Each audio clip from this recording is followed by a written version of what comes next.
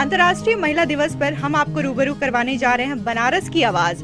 और पिछले 8 साल से बनारस में इन्हीं की आवाज से सुबह की शुरुआत होती है। तो हम मिलवाने जा रहे हैं आपको आरजे नेहा सलीम जी से और इनसे जानते हैं कि आखिर कितना स्ट्रगल या फिर क्या क्या चीजें इन्होंने फेस की हैं। तो मैम, सबसे पहले आपका लाइव बीएनएस में स्वागत है। Thank you so much Rani, thank you for inviting me. Thank you. Ma'am, ये बताइए कि आप बचपन से आरजे बनना चाहती थी?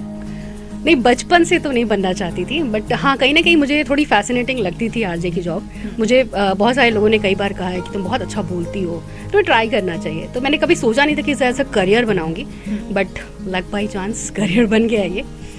तो किस तरीके से आपके आरजेइंग की जर्नी की शुरुआत हुई?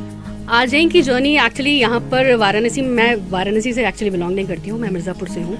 और यहाँ पर ऐसे तमाम तरीके के कॉम्पिटिशन्स हुआ करते थे और उस टाइम पर एक कॉम्पिटिशन हुआ था आरजे गिरी करके। तो मुझे बहुत सारे लोगों ने कई बार कहा है कि तुम ट्राई करो। तो मेरी एक आंटी थी, उन्होंने मुझे बोला था कि तुम्हें ट्राई करना चाहिए, ये अच्छी अपॉर्चुनिटी है। तो मैंने कहा चलो ट्राई मार लेते हैं। तो उस समय ग्रेजुएशन करके तुरंत निकली थी और मैंने ट्राई किया।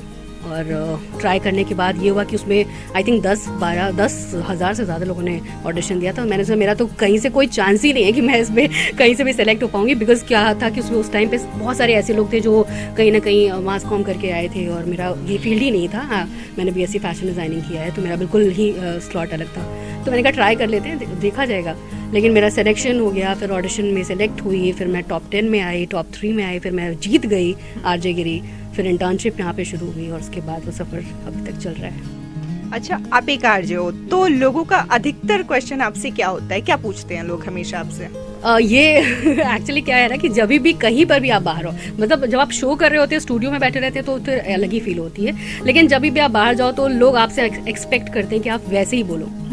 आप कैसे बोलती हैं, जरा बोल के दिखाइए। वो मुझे इतना ज़्यादा अजीब लगता है कि यार मैं तो ऐसे ही बोलती हूँ, मैं कैसे बोल के दिखाऊं कि वो कैसे बोला जाता है। तो हर किसी की एक्सपेक्टेशन यही होती है कि वो कैसे बोलती हो वो बोल के दिखाओ, जबकि मैं तो नॉर्मल ऐसे ही बात करती हूँ सबसे।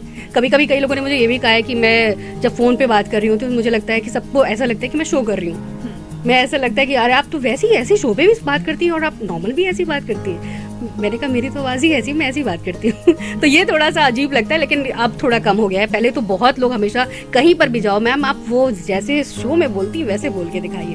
तो लगता है कि यार ऐसे ही बोलते हैं, हम तो नॉर्मल बात करते हैं। क्योंकि हम जब शो कर रहे होते हैं तो हम एज अ जो हमारे सामने कंप्यूटर होता है, माइक होता है, और ये माइक दोस्त है हमारा, और हम यही फील करते हैं कि बनारस का हर एक शख्स शायद इस माइक से जुड़ा हुआ है।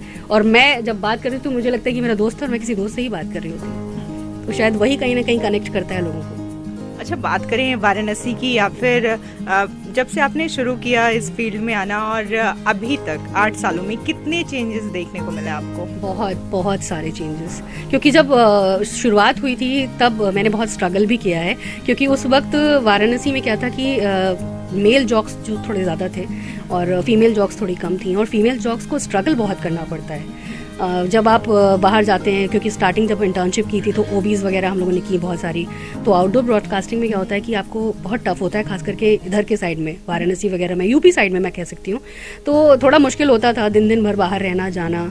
तो मैंने काफ़ी स्ट्रगल किया। इवन कई लोगों ने मुझे कहा कि ये लड़की हर जगह दिख जाती है। मतलब मैं माइक लेके हर जगह पहुंच जाती थी। किसी के भी शो के कुछ भी लाना हो कंटेंट तो मैं लेके चली जाती थी। और मैं दिन में शाम में कोई टाइम मतलब ऐसा फिक्स नहीं था। और बहुत लोगों को लगता है कि 9 to 5 जॉब है, बट ऐसा नहीं है। ये जॉब प्रॉपर कोई सेट टाइम नहीं है कि इस टाइम पे आपको जाना है। तो दिन भर काम करना जाना तो बहुत टफ रहा है वो सिचुएशन। और अब चीज़ें थोड़ी जाके काफ़ी स्मूथ हो चुकी हैं। पहले बहुत ज़्यादा मुझे लगता था कि प्रॉब्लम्स आई हैं, लेकिन अब ठीक है।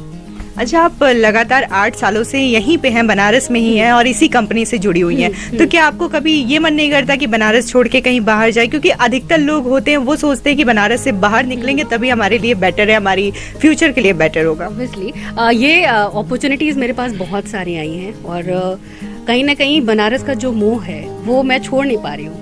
और वो लगाव जो इस शहर से है, पता नहीं क्यों किसी और शहर में नहीं हो पाता। मैं आज भी मैं बोलती हूँ कि मैं हूँ ज़रूर से मिर्ज़ापुर से, लेकिन मेरा इस शहर से बहुत ज़्यादा लगाव है।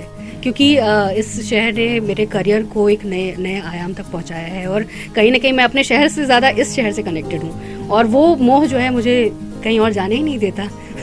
तो शायद यही एक रीज़न है कि मैं यहाँ पर अभी तक हूँ। अपॉर्चुनिटीज़ मेरे पास बहुत सारी आई बाहर की, लेकिन मैंने सबको नकार दिया। नहीं। अच्छा, आप फीमेल जॉक हैं तो कभी कोई ऐसी प्रॉब्लम या फिर कुछ ऐसा फेस करना हो जिससे लगा हो कि नहीं ये इंडस्ट्री मेरे लिए नहीं है, या फिर ऐसा कुछ? नहीं, ऐसा कुछ बहुत तो नहीं, बट हाँ देखिए कुछ कुछ तो हर्डल्स आते ही हैं लाइफ में। और इस फील्ड में जब आपको वाराणसी शहर में हैं आप, या यूपी साइड मुझे लगता है इधर के शहरों में रात में थोड़ा सा काम करना थोड़ा सा टफ हो जाता है as a being a girl. हाँ, क्योंकि वो माइंडसेट अभी भी चेंज नहीं हुआ है लोगों का, क्योंकि लोग आपको दूसरे तरीके से समझने लगते हैं कि इतनी रात में कौन सा काम कर रहे हो भाई, तुम इतनी रात में काम करती हो। तो वो दिमाग से अभी भी मुझे लगता है अभी भी बहुत लोगों के दिमाग से नहीं निकल पाई है वो चीज़। तो मैं हमेशा ये बोलती हूँ कि ये बहुत अनसर्टेन टाइम होता है मीडिया फील्ड में। आप कोई एक फिक्स टाइम पे काम नहीं करते हैं, आपको कभी भी कहीं पर भी जाना हो सकता है और आपको उसके लिए तैयार रहना होता है।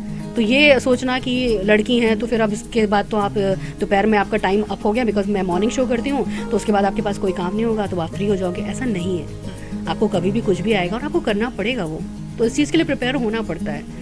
तो ये थोड़ा सा कहीं ना कहीं हर्डल्स बीच में बहुत आए हैं सब चीज़ों को लेकर कि मतलब लड़की हो कि रात में क्या करोगी जाके, ऐसे नहीं जाना चाहिए, वो नहीं करना चाहिए। बट अब मुझे लगता है अब सबको समझ में आ गया कि मैं भी ढीठ हूँ, मैंने कहा तो करना है तो करना है, तो वो मैं कर रही हूँ कंटिन्यूअस। वुमेन्स डे के मौके पर आप सोसाइटी को क्या मैसेज देना चाहेंगी? विमेंस डे पर मैं सबको, सारी महिलाओं को मैं यही कहना चाहूँगी कि देखिए आज के टाइम में मुझे ऐसा लगता है कि हर एक इंसान को अपने पैर पर खड़े होना बहुत ज़रूरी है। जो घर में लेडीज़ हैं, जो हाउसवाइफ्स हैं, वो उनको लोग जिस नज़रिए से देखते हैं कि हाँ ठीक है घर का काम करती है, इनको कोई वो नहीं है, बाहर का जो काम करती हैं वो घर का काम नहीं कर सकती, जबकि एक महिला हर कुछ कर सकती है। मुझे ऐसा लगता है अगर वो स्टेबल अपने दिमाग से है तो वो बाहर भी कर सकती है, घर में भी मैनेज कर सकती है और बहुत बखूबी कर सकती है। और बहुत सारी ऐसी लेडीज़ हैं जो कर रही हैं, और इसका एग्जाम्पल मेरे खुद की कंपनी के है कि यहाँ वाराणसी की अगर मैं बात छोड़ दूँ, रेडियो सिटी की सिर्फ मैं बात करूँ तो यहाँ पर 70% एम्प्लॉयज़ जो है वो महिलाएँ हैं जो घर भी संभाल रही हैं और बाहर भी देख रही हैं।